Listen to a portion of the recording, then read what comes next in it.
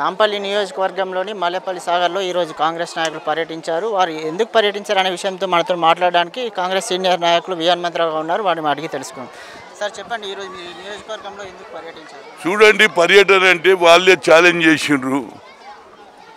CLP నాయకుడు అసెంబ్లీలో ఏమన్నాడు, మీరు 1,00,000 ఇండ్లు కట్టియలేదు, అబద్ధాలు చెప్పి ఓట్లు తీసుకుంటున్నారు.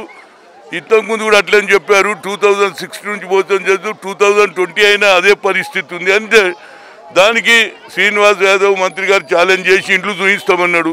నేను కూడా పోయా, కానీ 3,428 ఇండ్లు కట్టారు.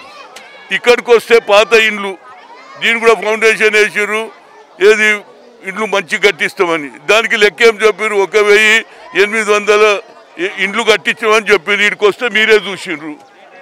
ఇంత అబద్ధమానండి.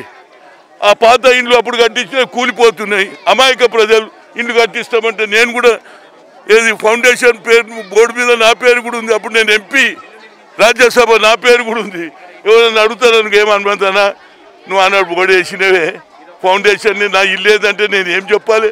నాకు ఇంత మోసం ఆరా బాబు, నాకు కూడా మోసం చేస్తారా ఒక రాజ్యసభ మెంబర్కు? అంతేకాదు, ప్రజలకు కోరేది ఒకటి అంటే దుమ్మాట ఎలక్షన్లో 5-6 ఊర్లోట టీఆర్ఎస్కే ఇస్తాం, ఎవడు రావద్దు. నేను ఇక్కడ ఏం చెప్తున్నంటే, మీరు ఇండ్లు కట్టించడానికి ఎవరు లోపలికి రావద్దు, మీకు ఓటు వేయము, మా ఇండ్లు కట్టిస్తేనే ఓటు వేస్తామనాలే. అప్పుడు పోలీసు వాళ్ళు కూడా చూడనట్టు ఊకోవాలి. ఎందుకంటే గరీబోళ్ళు వాళ్ళు గరీబేలు, ఇల్లు గరీబేలు. వాళ్ళు ఇండ్లు కట్టిస్తే వాళ్ళకి లాభం కదా. పెళ్ళమైంది, పిల్లలు అయినరు, ఎప్పుడు కూలిపోతుందో తెలియదు.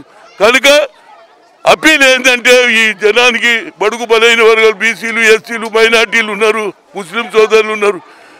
మీరు ఓటు వేస్తే మా ఇండ్లు కట్టిస్తేనే ఓటు అడగండి, లేకుంటే బయటకు వెళ్ళి ఎరగొట్టుని, అప్పుడన్నా బుద్ధి వస్తుంది అనేది గవర్నమెంట్కు తెలుసు.